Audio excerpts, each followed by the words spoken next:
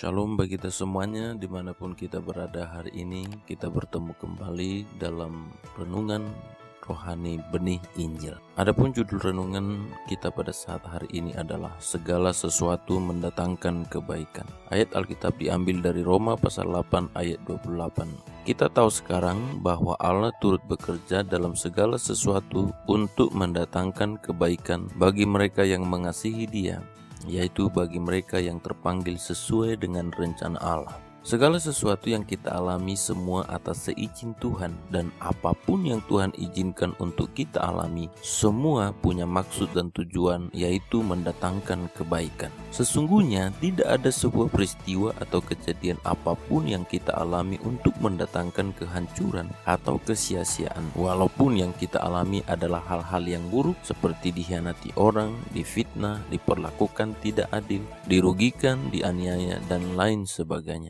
Semua hal ini bila kita alami tidak datang begitu saja dengan sia-sia, melainkan ada maksud baik yang Tuhan rancang bagi kita. Itulah sebabnya Dia mengizinkannya untuk kita alami. Tentu harus kita pahami bahwa maksud baik di sini bukan seperti apa yang kita pikirkan, melainkan seperti apa yang Tuhan kehendaki. Maka apapun yang kita alami saat ini, baik hal yang buruk, hal yang pahit dan beban berat, ataupun hal yang baik, manis, sukses, dan berhasil, itu adalah alat Tuhan untuk menempa kita agar kita sesuai dengan rencananya. Jadi kita tidak boleh hanyut dalam perasaan sedih dan putus asa jika kita sedang mengalami hal pahit dan menyakitkan, atau malah terbuai dalam euforia keberhasilan dikala kita sedang berada dalam kesuksesan. Tetapi kita harus menyadari apapun yang sedang kita alami, baik pahit atau manis, semua punya maksud dan tujuan untuk mendatangkan kebaikan bagi kita sesuai dengan rencana Allah. Allah turut bekerja dalam segala sesuatu untuk mendatangkan kebaikan bagi mereka yang mengasihi Dia. Kata baik dalam bahasa Yunani klasik maupun dalam Alkitab adalah mulia, yang terhormat,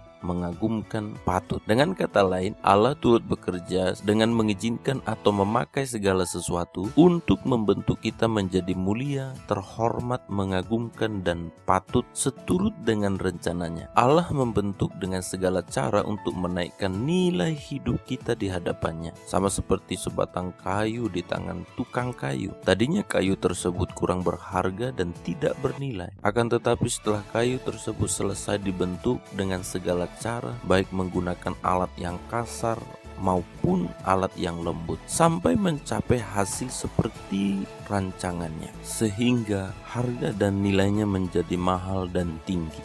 Inilah maksud Tuhan dalam hidup orang percaya. Hidup kita yang tadinya tidak berharga, rendah dan hina di matanya, akan tetapi Allah ingin membentuk kita menjadi mulia, terhormat, mengagumkan, dan patut. Hal ini tidak mengacu kepada harkat dan derajat kita di mata manusia atau menaikkan nilai hidup kita secara jasmani dan materi, melainkan menaikkan derajat dan nilai hidup kita di mata Allah, menjadi serupa dengan gambaran anaknya, yaitu Yesus Kristus. Inilah kebaikan yang Allah rancang. Inilah nilai hidup yang sepatutnya dihasilkan lewat situasi dan kejadian yang kita alami. Dalam Roma pasal 8 ayat 29 berkata, sebab semua orang yang dipilihnya dari semula, mereka juga ditentukannya dari semula untuk menjadi serupa dengan gambaran anaknya, supaya ia, anaknya itu, menjadi yang sulung di antara banyak saudara. Hidup kita menjadi mulia, terhormat, mengagumkan, dan patut di hadapan Allah ketika kita menjadi serupa dengan gambaran anaknya. Inilah kebaikan yang Allah rancang melalui segala sesuatu yang terjadi atas hidup kita. Hal ini mengacu kepada pembentukan karakter dan kepribadian kita yang semakin diubahkan menjadi serupa dengan